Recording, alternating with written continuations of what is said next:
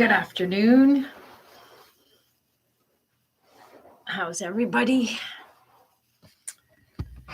Trying to get back into this virtual mode here while we finish out some of the, hopefully the final stages of this COVID plague. I'm Kristen. I'm the director of the Island Free Library on Block Island, and I do a short story program for adult listeners that I call Frankenstein Tea. Frankenstein being a permissible read and also a reference to this monster of a virus that we've been dealing with, and tea because it's tea time. Now, I'm a little bit ahead of schedule today. You're going to not see this live. You're going to see this in half an hour, but I'm going to try to be home in half an hour. Or whatever that looked like today, this morning, this afternoon, yesterday, whatever it may look like tonight, tomorrow. So just sort of tune that stuff out and tune into this story and relax and enjoy it. We have a little mental health checklist that we like to do on Frankenstein Tea. It's not in front of you, but let's see if we can do it. We want to make sure you have showered, eaten a good meal, connected with someone you love, breathed some fresh air, moved your body, and showered, eat something, connect with someone you love. Oh, think kind thoughts about yourself and others. I think that's our mental health checklist. Let's see if we can do it again. Have you showered? Have you eaten a good meal today? Have you connected with someone you love today? Have you moved your body? Have you had some fresh air? And make sure you're thinking kind thoughts about yourself and others. If you're having trouble with any of those things, there's resources on and off island. Please reach out to someone that can help you, or someone that can help you get resources that will help you. All right, it's a sunny afternoon on Block Island. It is 2:28. I'm going to read a Truman Capote story. Then I'm going to be over and out and on to my next errand at my 3:00 errand. And I hope everyone is well. And thanks so much for listening. I guess I should say that at the end. Let's start. Truman Capote from 1944. The Shape of Things. A wispish. Let's try that again. A wispish-sized, white, pompadoured woman swayed down the dining car aisle and inched into a seat next to a window. She finished penciling her order and squinted nearsightedly across the table at a ruddy-cheeked Marine and a heart-faced girl. In one sweep, she noted a gold band on the girl's finger, a string of red cloth twisted in her hair, and decided she was cheap. Mentally labeled her war bride. She smiled faintly, inviting conversation. The girl beamed back. You was lucky you come so early on account of it so crowded. We didn't get no lunch because there was Russian soldiers eating or something. Gosh, you should have seen them. Looked just like Boris Karloff. Honest. It was a voice like a chirping tea kettle and caused the woman to clear her throat. Yes, I'm sure, she said. Before this trip, I never dreamt there were so many in the world. Soldiers, I mean. You just never realize until you get on a train. I keep asking myself, where do they all come from? Draft boards, the girl said, and then giggled foolishly. Her husband blushed apologetically. You going all the way, ma'am?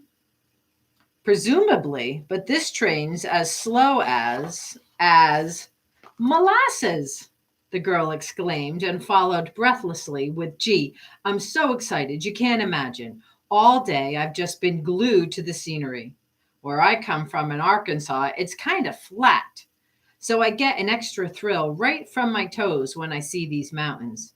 And turning to her husband, honey, do you suppose we're in Carolinas? He looked out the window where the dusk was thickening on the pane, gathering swiftly, the blue light and the hill humps blending and echoing one another. He blinked back into the diner's brightness. Must be Virginia, he guessed, and shrugged his shoulders. From the direction of the coaches, a soldier suddenly lurched awkwardly toward them and collapsed in the table's empty seat like a rag doll. He was small, and his uniform spilled over him in crumpled folds. His face, lean and sharp featured, contrasted palely with the Marine's, and his black, crew-cropped hair shone under the light like a cap of sealskin.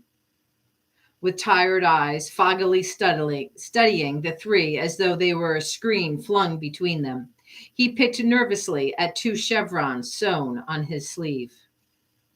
The woman shifted uncomfortably and pressed nearer the window. She thoughtfully tagged him drunk, and seeing the girl wrinkle up her nose, knew she shared the verdict.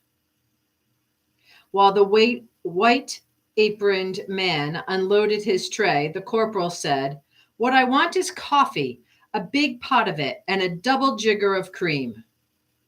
The girl dipped her fork into the cream chicken. "Don't you think that these folks charge for their stuff is awful dear?" And then it began. The corporal's head started to bob in short, uncontrollable jerks. A lolling pause with his head bent grotesquely forward.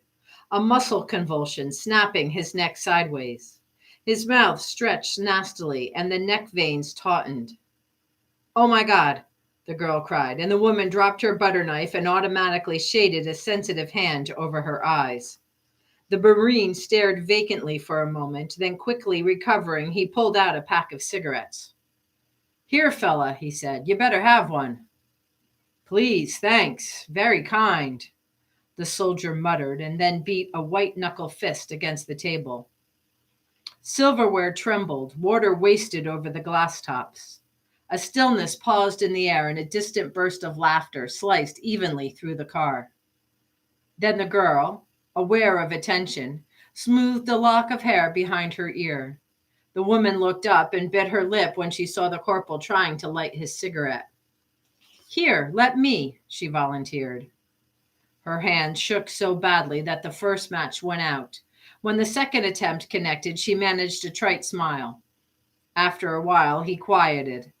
"I'm so ashamed. Please forgive me." "Oh, we understand," the woman said. "We understand perfectly." "Did it hurt?" the girl asked. No, it doesn't hurt." "I was scared because I thought it hurt. It sure looks that way. Suppose it's sort of like hiccups." She gave a sudden start as though someone had kicked her. The corporal traced his finger along the table rim, and presently he said, "I was all right till I got on the train. They said I'd be fine. Said, 'You're okay, soldier.'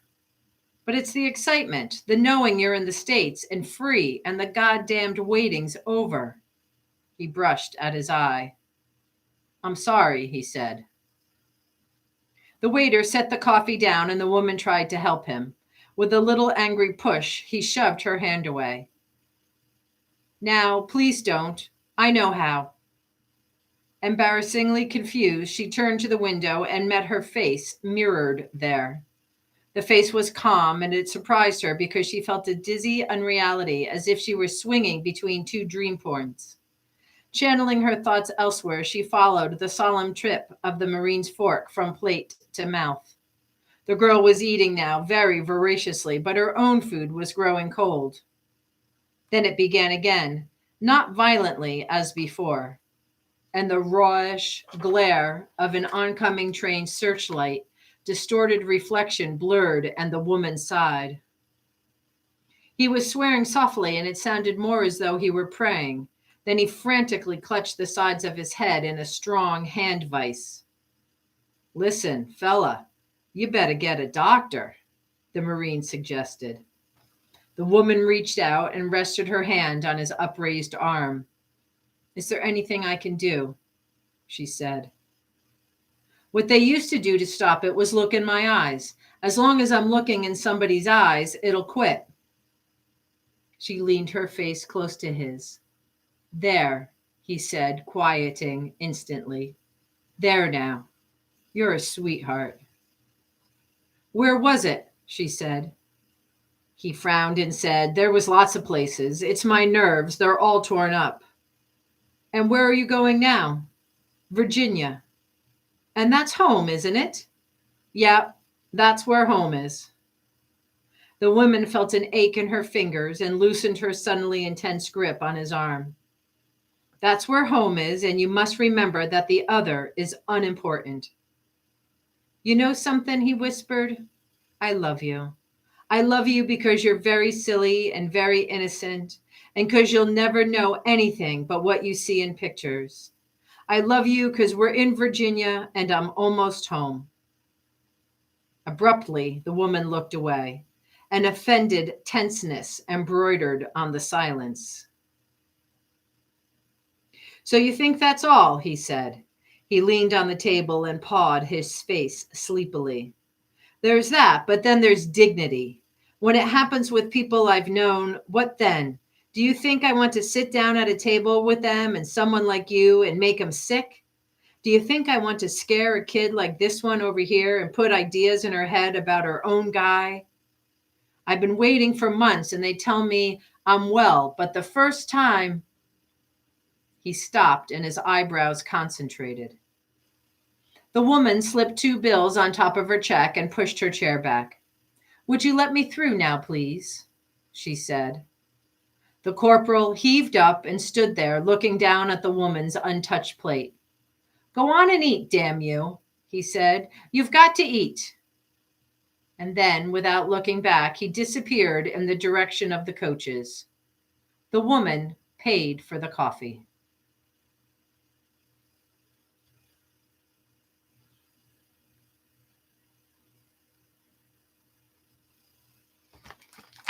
That was The Shape of Things by Truman Capote from the complete short stories of Truman Capote.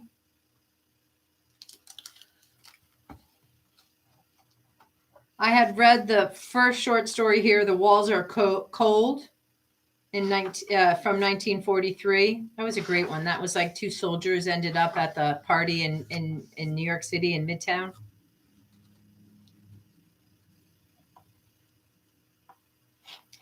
And then I read a Mink of One's Own, 1944. That was a good one too. That was I think this is when she's going to buy the mink from the neighbor. And there's like,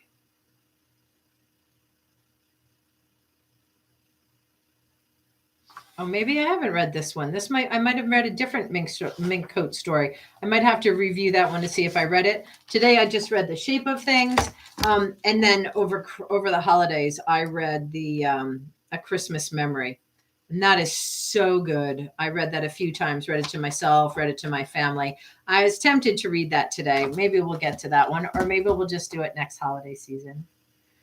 Thanks so much for coming. I hope you enjoyed today's story. There's more on our YouTube channel for you to enjoy and savor. I'll see you next week, if not before. Take care, mask up, be well. Peace.